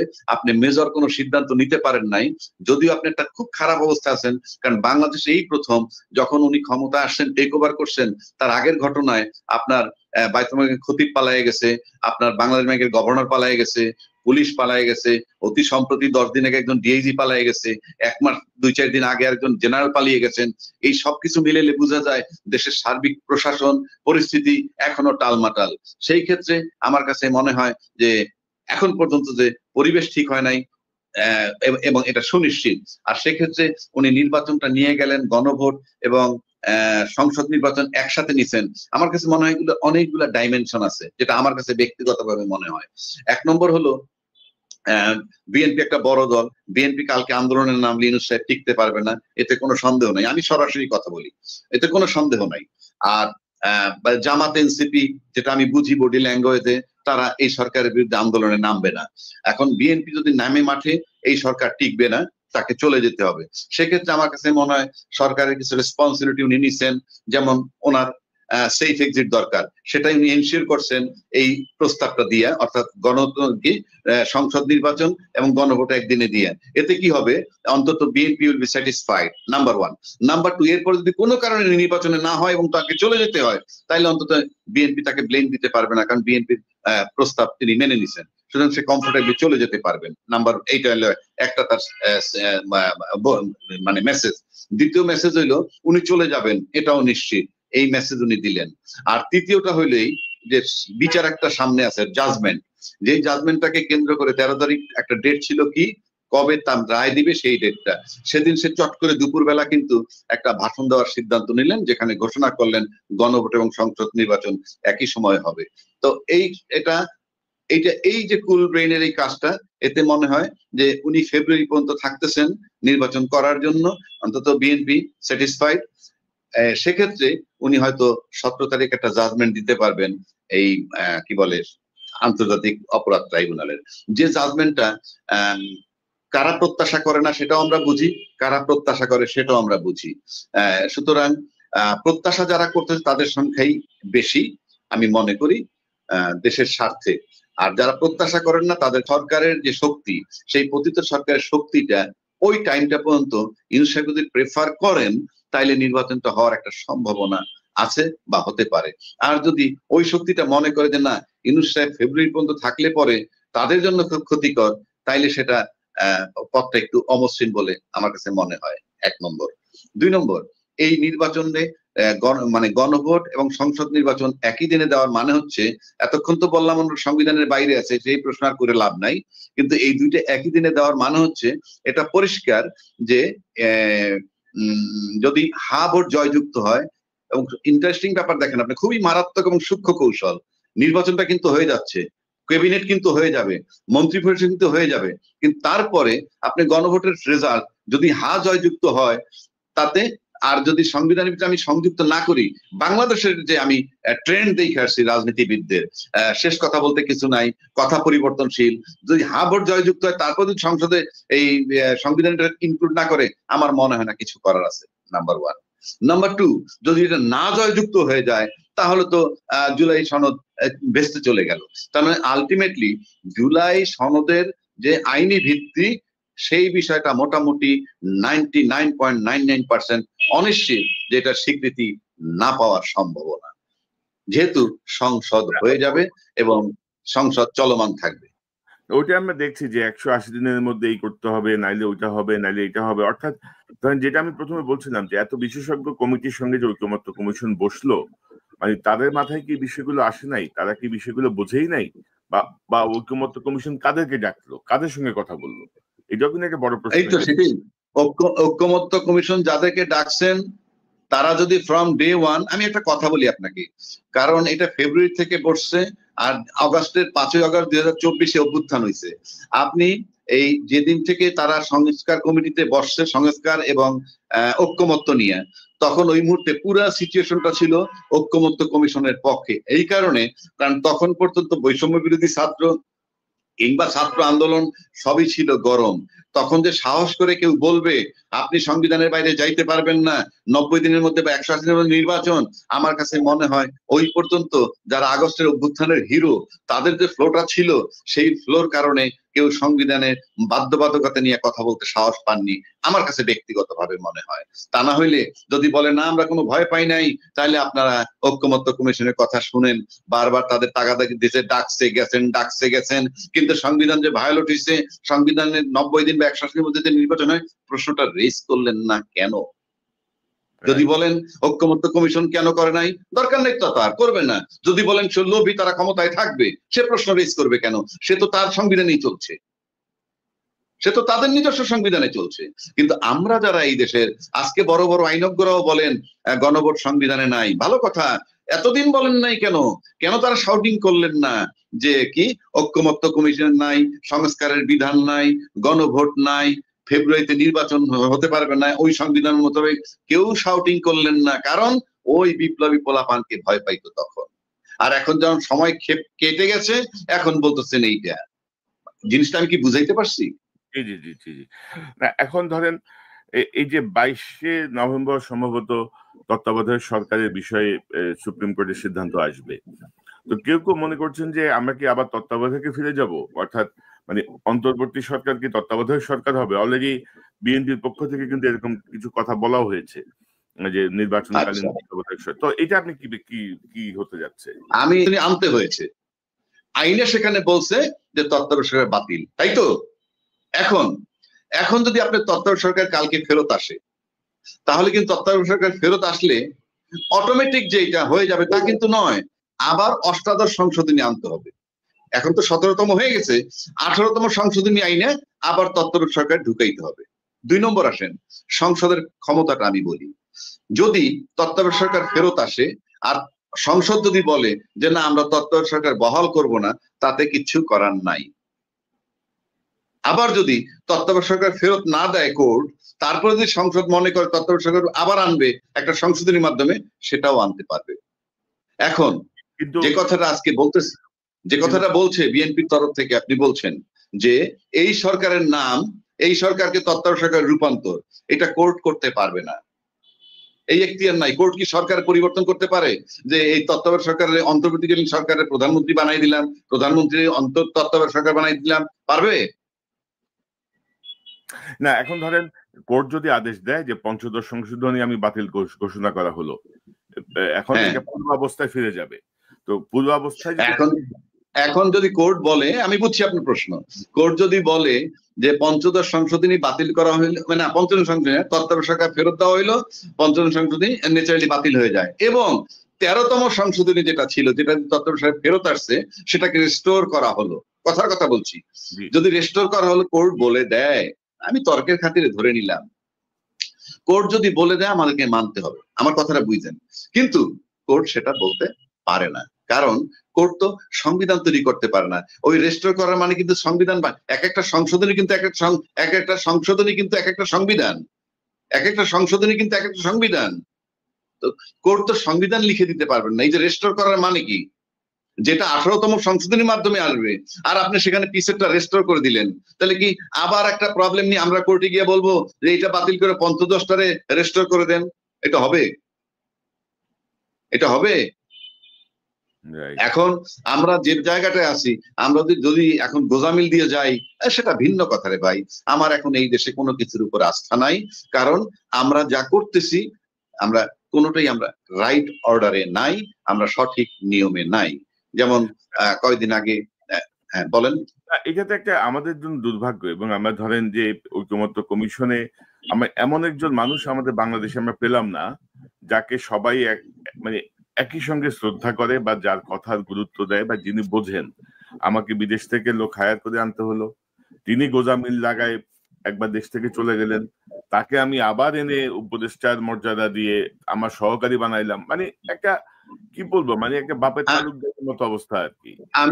আমি আপনার সাথে একমত, ধরেন প্রথম পার্টটা আসেন, বিদেশ থেকে এনে তাকে বসে মনে হইলো যে ওই ইয়ের মতো, মানে পলিটিক্যাল গভর্নমেন্টের যেরকম আপনি কোনো কিছু বিরোধিতা করলে ওরা গায়ের জোরে ওইটাকে এস্টাবলিশ করার চেষ্টা করে, যেহেতু সবাই ডক্টর আলী রিয়াজের কার্যক্রমের ব্যাপারে একটু নাখোশ, তার ব্যাপারে অনাস্থা, যে ইউনূস সাহেব তারে এনে আবার মানে তার আগের থেকেও ইয়ে পজিশনে বসাইছে, যে দেখ বসাইছে।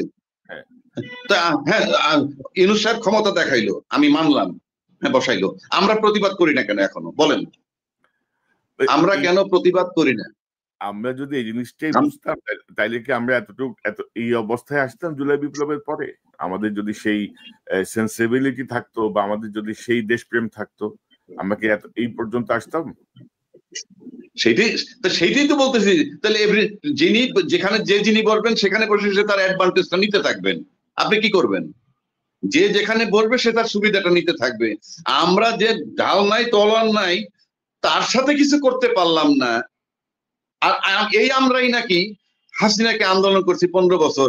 এখানে আবার একটা কমন প্রশ্ন আমার আসছে কি জানেন সরোয়ার ভাই, আমরা যাদেরকে 15-12 বছর যাবত আন্দোলন করছি তাড়ানোর জন্য, তিনি কিন্তু 15 বছর ক্ষমতায় ছিলেন। আর যে ইউনূস সাহেবকে আমরা সবাই মিলে কোঅপারেশন করতেছি, তিনি 14-15 মাসই টালমাটাল। এর থেকে আপনি বুঝে নেন যে আমরা কি কোঅপারেট করলাম।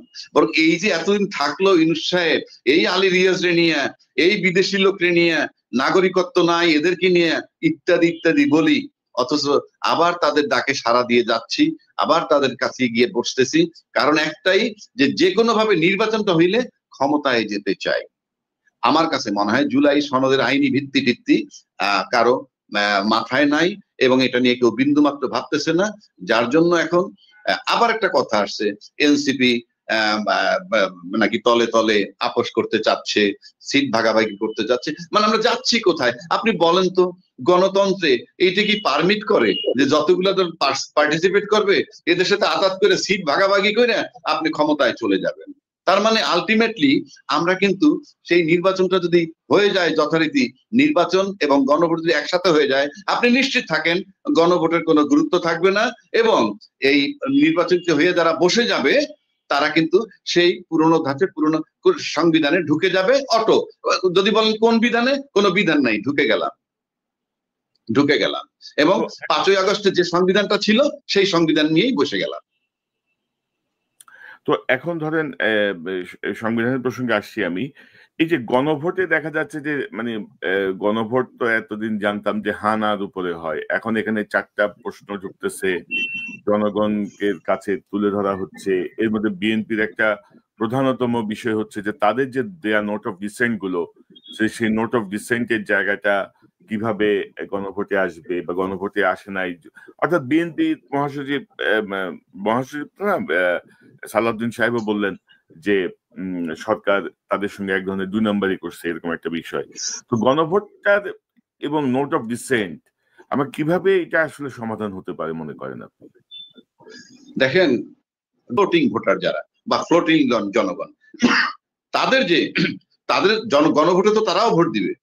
যখনই আপনি গণভোটে পাঠাবেন, পরিষ্কার পাঠাইতে হবে জুলাই সনদের আইনি স্বীকৃতি বা এই যে সংস্কার 2025 চাও কি চাও না, হ্যাঁ বা না। ওখানে নোট অফ ডিসেন্ট ফিসেন্ট এত কিছু নিয়ে যাওয়ার কোনো বিধান নাই, পরিষ্কার গণভোটের নিয়ম। গণভোট কি 5 পাতা আপনি লিখে দেবেন তারপর সবাই পড়বে আর গণভোট দিবে? এটা তো হ্যাঁ বা না দিবেন। জুলাই সনদের আইনি স্বীকৃতি, সংবিধান সংস্কার বা 2025 চাও কি চাও না, হ্যাঁ বা না, শেষ। সেখানে আপনি এটাকে জটিল করলে পরিষ্কার। এটা ইউনূস সাহেব আমার কাছে মনে হয় যে উনি বুঝেন কি, যে এই সংসদ হয়ে যাওয়ার পর এগুলা কিছু হবে না, এগুলা কিছুই হবে না, উনি জানেন। এবং আরো একটা ইন্টারেস্টিং ব্যাপার, যদি সবাই না বোধক দিয়ে দেয় তাহলে তো গেল গিয়েই জুলাই সনদ বেচতে গেল। পরিষ্কার তো জিনিসগুলা। অর্থাৎ জুলাই সনদ এখন কোনো সাবজেক্ট না, ক্ষমতায় যাওয়াটা হলো সাবজেক্ট, এবং ইউনূস সাহেব আসতে চলে যাবে, পরিষ্কার। উনি কি আসলে আসতে যেতে পারবেন? আপনি তাই মনে করেন সিচুয়েশন ঠিক ওইরকম? ওনাকে কি মানে উনি কি চলে যেতে পারবেন কি? এটা উনি চলে যেতে পারবেন, আমার ব্যক্তিগত ধারণা উনি চলে যেতে পারবেন। কেন পারবেন সেটা বলি। ইউনূস সাহেব নির্বাচন দিয়ে চলে গেলে যেটা হবে, নির্বাচনে সরওয়ার ভাই ক্ষমতায় যাবে। নির্বাচন হইলে মনে করেন ফর এক্সাম্পল সরওয়ার ভাই ক্ষমতায় যাবেন বা রাজ্জাকি ক্ষমতায় যাবে নির্বাচন হইলে, আর নির্বাচন হওয়ার মানে ইউনূস সাহেব তো চলেই যাবেন নির্বাচিত লোকের কাছে ক্ষমতা দিয়ে। কিন্তু নির্বাচন ছাড়া যদি ইউনূস সাহেব চলে যায় তাহলে কিন্তু আপনারা আমার ক্ষমতায় যাওয়া হলো না, আপনারা আমার তো আর ক্ষমতায় যাওয়া হলো না। তো সেক্ষেত্রে যারা চিন্তা করে যে নির্বাচন হইলে পরে তারা ক্ষমতায় যাবে, শুধু তারা যেভাবে ছলে বলে কৌশলে ইউনূস সাহেব কিভাবে রাখবে, রাইখা নির্বাচনটা করে ক্ষমতায় চলে যাবে, তারপর ইউনূস সাহেব জাহান্নামে যাক। আর পতিত শক্তি যেটা আমি বললাম, তারা যদি মনে করে ইউনূস সাহেবের ফেব্রুয়ারি পর্যন্ত থাকাটা তাদের জন্য খুব খারাপ, তাদের জন্য গ্রহণযোগ্য না, কোনোভাবে অ্যাকসেপ্টেবল না, এই 3 মাসও তারা সহ্য করতে পারবে না, তাইলে পরে নির্বাচনটা অনিশ্চিত হতে পারে, যে কোনো ক্রাইসিস হয়ে যেতে পারে যে কোনো সময়। এবং ওই শক্তি, যে শক্তি ইউনূস সাহেবকে সরাইতে চায়, সেই শক্তি যদি কোন রকম একটা সিচুয়েশন ইউনূস সাহেবকে সরাইতে পারে, তারপরে দেশে নির্বাচন হইল কি হইল না, কবে হবে কি হবে না, আই এম শিওর তারা মাথা ঘামাবে না। তাহলে এখন এবং করণীয় কি ভাই? এখন আমি একটা সাধারণ লোক, আমি কি বলবো? করণীয় কি তো আমার কাছে কেউ চায় না। আপনার পর্যবেক্ষণ একটু শুনি আমরা। ধরেন আপনার কথা আপনি বলছিলেন যে ইউনূস সংবিধান দেশ চলছে, এখন জুলাই সনদ, গণভোট আগে না জাতীয় নির্বাচন পরে নাকি দুইটা একসাথে, এই যে ধরেন আমরা যে একটা কি বলবো এটা ঘূর্ণাবর্তের মধ্যে পড়ছি আমরা আসলে বের হয়ে আসবো কিভাবে ইউনূস সংবিধান থেকে? মানে আসলে এখন করণীয় কি? ধরেন আপনি মনে করলেন যে করণীয়টা ছিল আমাদের একটাই, হ্যাঁ বলেন।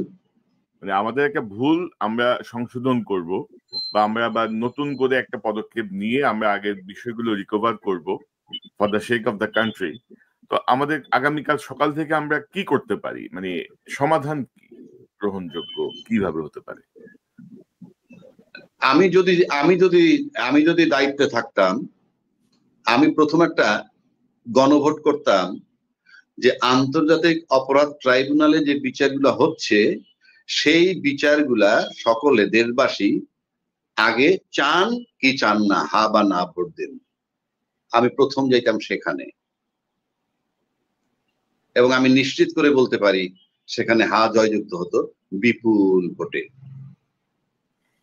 এবং তারপরে গণভোট আরেকটা ওই একই ভিতরে যে প্রথম নির্বাচন বিচার, তারপরে নির্বাচন, হ্যাঁ বা না ভোট দেন, আমি সেখানে যেতাম। আমার কাছে মনে হয়, আমি জানি না এই সরকার পারবেন কি পারবেন না, এখনো যে যাওয়ার সুযোগ আমি জানি না এখন আছে কিনা, সেই অবস্থাটা আমি জানি না, কিন্তু আমি হইলে এটা করতাম। বিচার সংস্কার এবং বিচার আগে, এবং তারপরে নির্বাচন, হ্যাঁ বা না ভোট দেন। আপনি বলেন তো ভোট দিতে কোথায়? অবশ্যই হাতে আসতো ভোট। অবশ্যই হাতে, সেটা তো আপনি করতে পারতেন। এখন আমার কাছে মনে হয় যে সাহস যদি থাকে এখনো করা যায় না যে তা না। আর এখনো অনেক হাতের, আমরা কি বলি, হাতের পাঁচ আছে না, শেষ সম্বল যেটাকে বলে, এরকম আছে না, হাতের পাঁচ অনেক কিছু থাকে, সেটাও আছে, নাই যে তা না, কিন্তু সব কথা তো আর বলা যাচ্ছে না। শুধু এইটুকু বললাম যে আপনি দেখেন এইটা আমার এইটুকু মনোভূত হয়েছে কিনা আপনার? না, অবশ্যই মনোভূত হয়েছে, কারণ ধরেন যে সকল কিছুর উপরে হচ্ছে বাংলাদেশের গণভোট, মানে জনগণের মতামত, জনগণের, আমরা যে বলছি বারবার, ধরেন ইউনূস সাহেবের কথায় আপনি দেখবেন হচ্ছে উনি যখন কথা বলেন, উনি মোটিভেশনাল স্পিকারের মতো উনি কথা বলেন সবসময়, এবং ওনার এই জাতির উদ্দেশ্যে ভাষণও দেখবেন অভূতপূর্ব, অসাধারণ, মানে নানা রকমের শব্দের ব্যবহার, এবং ফলাফল কিন্তু আমরা ওইরকম কিছু পাচ্ছি না। কিন্তু আমরা গত 15 মাসে ওনার উপর যে নির্ভরশীলতা ছিল আমাদের, সেই নির্ভরশীলতার উনি কি বলবো যথাযথ ব্যবহার করতে পারছেন বলে আমি মনে করি না, এবং অধিকাংশই আমি যাদের সঙ্গে কথা বলি বা বুঝি তারাই সেটা মনে করেন। তো এখন আসলে মানে এই যে জটিলতা ওনার এই উপদেষ্টা পরিষদ দিয়ে এই জটিলতার সমাধান সম্ভব কিনা আমাদের, আমি ঠিক জানি না ওনার এই উপদেষ্টা পরিষদ দিয়ে সম্ভব কিনা, 1 নম্বর। 2 নম্বর, যে কথাটা আমি বললাম যে সংস্কার, বিচার এবং তারপরে নির্বাচন, হ্যাঁ বা না, এটা এখন উনি করতে পারবেন বলে আমার কাছে মনে হয় না, বিকজ এটা ঘোষণা করার সাথে সাথে ফলোইং ডেতে মাঠে নেমে যাবে এবং ওনাকে চলে যেতে হবে, কোনো সন্দেহ নাই। এবং সবচেয়ে বড় দল বিএনপি যদি মাঠে নামে, ইউনূস সাহেব টিকতে পারবেন না। এবং একমাত্র বড় দলই আছে ইউনূস সাহেবের মানে রাখা এবং না রাখা। এবং এখনো যদি আপনি যেটা কোন ভাই যে আলাপটা আপনি আর আমি করলাম, আপনি যদি এই এতদিন যে আলাপটা হইতেছে, ঐক্যমত্য কমিশন বলেন, সংস্কার কমিশন বলেন, গণভোট বলেন, জুলাই সনদ বলেন, একটা দলও কিন্তু বলেনি যেটা রাষ্ট্র এবং দেশের জন্য অমঙ্গল। কেউ বলতে পারেনি। আমি এখনো চ্যালেঞ্জ করছি, আপনার দলের জন্য যদি ক্ষতিকর হয় কোনো সময়, এতে আমার কিছু আসে যায় না, দলের জন্য ক্ষতিকর কিছু আসে যায় না। একটা দলও কিন্তু বলে নাই দেশ এবং রাষ্ট্রের জন্য জুলাই আইনি সনদ ক্ষতিকর, বলে নাই। দেশ এবং দেশের জনগণের জন্য গণভোট ক্ষতিকর, কেউ কিন্তু বলতে পারে নাই। এটা যদি তারা ব্যাখ্যা দিতে পারতো, আমরা মেনে নিতাম। আর আমি ব্যক্তিগতভাবে রাষ্ট্র এবং জনগণের জন্য যেটা ভালো সেটা আমি অবশ্যই সমর্থন করব। দলের জন্য যেটা ভালো কিন্তু সেটা যদি রাষ্ট্রের জন্য ক্ষতিকর হয়, অফকোর্স আমি অ্যাকসেপ্ট করব না। সেটা আমি যদি একটা সিঙ্গেল ব্যক্তিও থাকি, আমি করব না।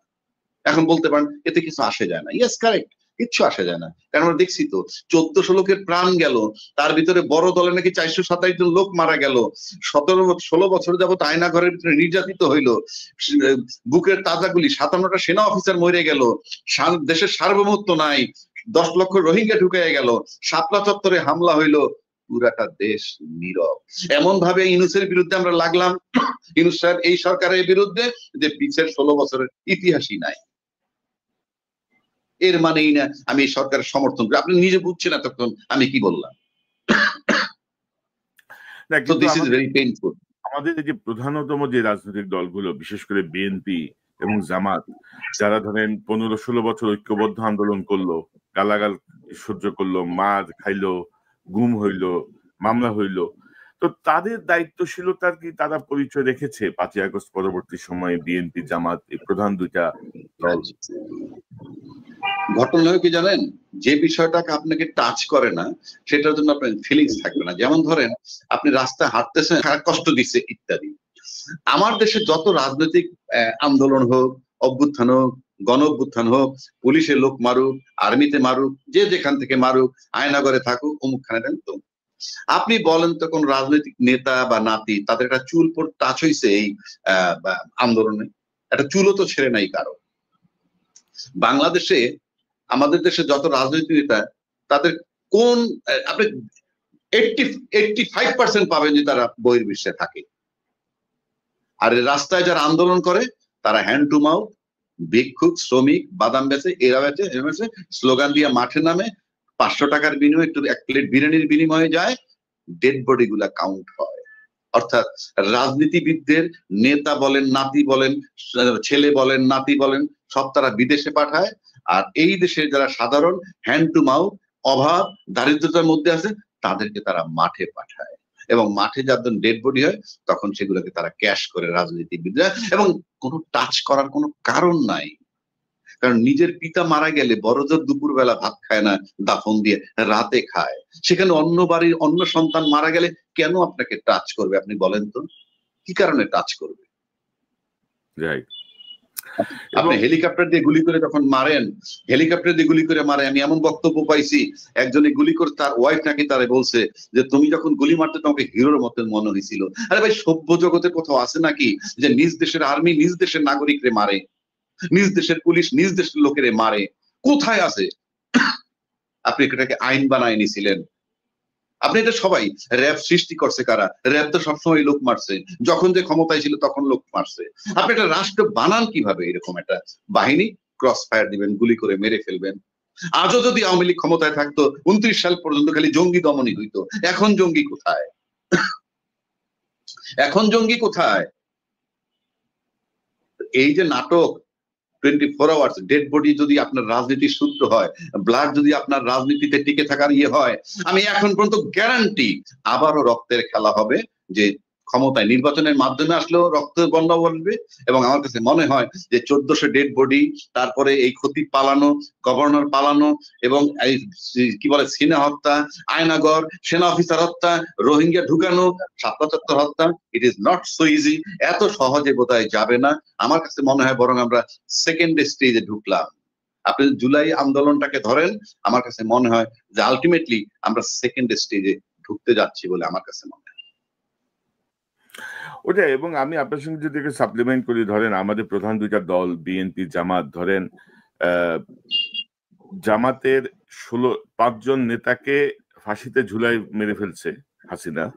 জামাতের কাছ থেকে আমরা কি ওইরকম কোন স্ট্রং কোন আন্দোলন বা প্রতিরোধ পেয়েছিলাম? পাই নাই। বিএনপি চেয়ারপারসন বেগম খালেদা জিয়া 6টা বছর জেলে ছিলেন, বিএনপি কে একটা জোরালো আন্দোলন করতে পারছিল? পারে নাই। এখন জুলাই পরবর্তী ধরেন এক একজনের যে গলার শক্তি, ছাত্র জনতার বুকের রক্তের উপর ভর করে আমরা ফ্যাসিজম হটাইছি। এখন দেখা যাচ্ছে যে প্রধান স্টেক হোল্ডার হয়ে গেছে সব রাজনৈতিক দল। হ্যাঁ, তারা ছিল, অবশ্যই ছিল, 16 বছর ধরে তারা অবশ্যই। না, আপনি যে ছিল, কিভাবে ছিল? আপনি একজন বীর মুক্তিযোদ্ধা জিয়াউর রহমান, ওনার খেতাব ছিল কি? বীর উত্তম, নাকি বীর উত্তম না বীর প্রতীক, আমি জানি, মানে খেয়াল বীর উত্তম। এই বীর উত্তম ভদ্রলোকের খেতাবটা যখন কেড়ে নেয়, সে তো মুক্তিযোদ্ধা। তখন বাংলাদেশে আরো তো মুক্তিযোদ্ধা ছিল, তারা কি কেউ কোনো প্রতিবাদ করছিল বাংলাদেশে? অ্যাটলিস্ট মুক্তিযোদ্ধার পক্ষে তো থাকবে, গেল সেটা। তারপরে মুক্তিযোদ্ধার একজন স্ত্রী, বিধবা পত্নী, উনি 2 বার প্রধানমন্ত্রী ছিলেন, আমি বাদে দিলাম, ওনাকে যখন শহীদ মইনুল রোডের থেকে বের করে দেওয়া হয়, তখন একটা লোক নিহত হতো দূরের কথা, কোন লোক আহত হয়েছে? তো আপনার মাথার তাজ এবং আপনার রাজনৈতিক অস্তিত্ব যাকে দিয়ে, তাদের জন্য যখন আপনারা কিছু করতে পারেননি, আমি কি করে আস্থায় নিব যে আপনার কিছু করতে পারবেন? গত 16 বছর এমন কোন নেতা নাই, অনেক বড় বড় নেতা সর্দি কাশিতে সিঙ্গাপুর ব্যাংকক গেছেন, অথচ তাদের নেত্রী যেতে পারেননি বিদেশে চিকিৎসার জন্য। সেই চিকিৎসার জন্য পাঠাইতে হয়েছে ছাত্র আন্দোলনের পরে, ইউনূস সাহেবের নেতৃত্বে ছাত্র আন্দোলনের পরে। এবং যখন খালেদা দেশ ত্যাগ করে চিকিৎসার নামে, মনে হইতেছিল যে প্রধানমন্ত্রী যায় এয়ারপোর্ট দিয়ে। সর্বোচ্চ সম্মান হারানোর পর, মানিজ্য যাওয়ার পর খালেদা জিয়ারে যে সম্মানটা দিছে সেটা ইউনূস বলেন আর ছাত্র বলেন তারাই দিছে।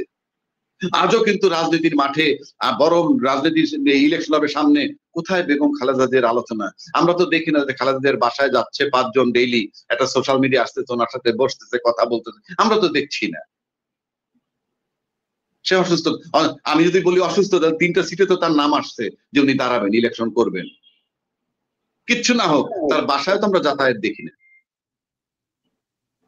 দেখেন, আপনি দেখেন কিনা? না, আমার তাহলে তো এখন আপনার কাছে শেষ প্রশ্ন, আমরা এখন মানে কি করণীয় বা কি হতে যাচ্ছে, আপনার শেষ মন্তব্য।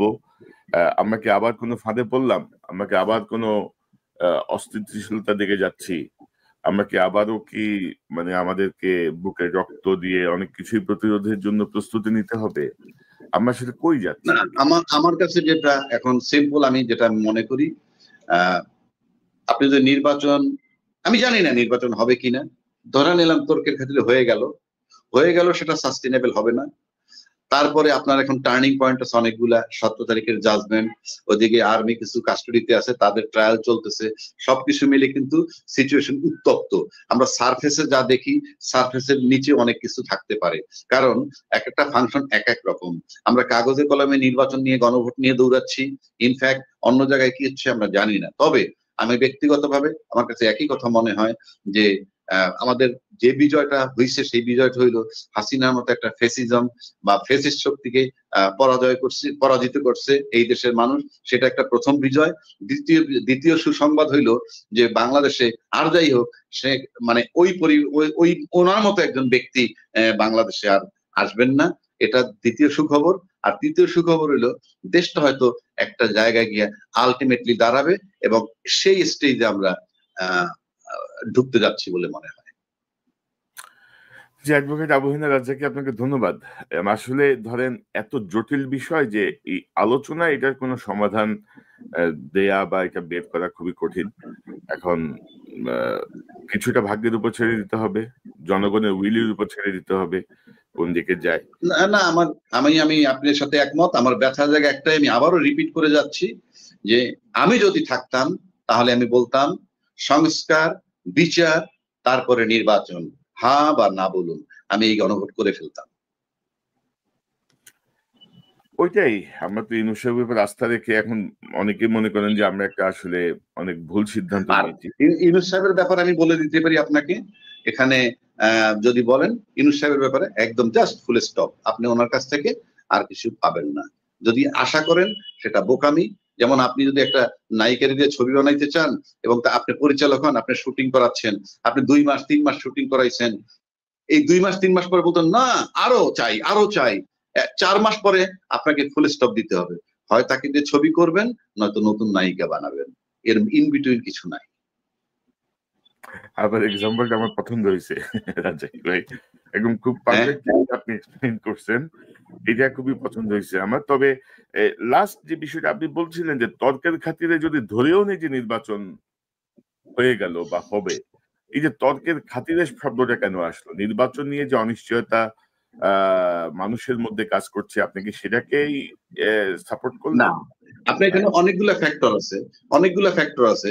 আমি কিন্তু আবারও কথাটা রিপিট করছি, ইউনূস সাহেব চলে যাক সেটা কারা চায়? ইউনূস সাহেব চলে যাক সেটা চায় যে এই বিচার প্রক্রিয়া চলতেছে, বিচারটা যাতে না হয়। অন্য কোন রাজনৈতিক দল আসলে আমি নিশ্চিত করে বলে দিতে পারি তারা কি খালাস হয়ে যাবেন না, প্রলং হবে, অর্থাৎ রায় পাওয়া কঠিন হবে। কেউ বলেন একটা লম্বা প্রক্রিয়া, এই বিচার লম্বা প্রক্রিয়ার না, কারণ একটা দুইটা নির্দিষ্ট কোর্টে নির্দিষ্ট মামলা হচ্ছে, কন্টিনিউ করলে লম্বা সময়ের ব্যাপার না। কিন্তু প্রশ্ন হচ্ছে যে এই বিচারগুলো টার্নিং পয়েন্ট, সেই ক্ষেত্রে ইউনূস সাহেব ফেব্রুয়ারি পর্যন্ত থাকলে একটা রায় হতে পারে এবং সেটা আপিল পর্যন্ত হয়ে যাওয়ার সম্ভাবনা আছে। সুতরাং সেটা একটা টার্নিং পয়েন্ট, এটা কেউ চায় কিনা। এইটা যারা চান না তারা নির্বাচন বিরুদ্ধে একটা ষড়যন্ত্র করতেই পারেন। আর যারা নির্বাচন হলেই ক্ষমতায় যাবেন তারা এই ষড়যন্ত্র অমুক তমুক যাই কিছু চলুক না কেন তার ভিতর থেকে কোনো মতে চান একটা নির্বাচন হতে। কেননা যদি কোনো কারণে ইউনূস সাহেব নির্বাচন ছেড়ে চলে যান তাহলে আগামী somebody will take over, তৃতীয় পক্ষ কেউ আসবে, সে অবশ্যই পতিত সরকারের ডাইরেক্ট ইনডাইরেক্ট তারই লোক হবে। কেননা আমরা এর বাইরে লোক পাবো কোথায়?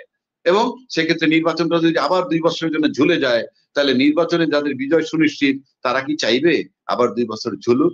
সুতরাং নির্বাচন হওয়া আর না হওয়া, পতিত শক্তি যেটা আছে তারা চাইবে নির্বাচন না হোক, ইউনূস সাহেব চলে যাক, এটা চাইবে। আর যদি নির্বাচন তারা চায় তাহলে ইউনূস সাহেব ফেব্রুয়ারি পর্যন্ত থাকে। এই 3 মাসে রায় হবে, 1টা 2টা একাধিক রায় হতে পারে, যেটা তাদের জন্য ক্ষতিকর। সুতরাং এটা একটা জটিল সমীকরণ। সুতরাং নির্বাচন না হওয়ার পিছনে বড় শক্তি আছে, আর নির্বাচন হওয়ার পক্ষেও বড় শক্তি আছে। দেখা যাক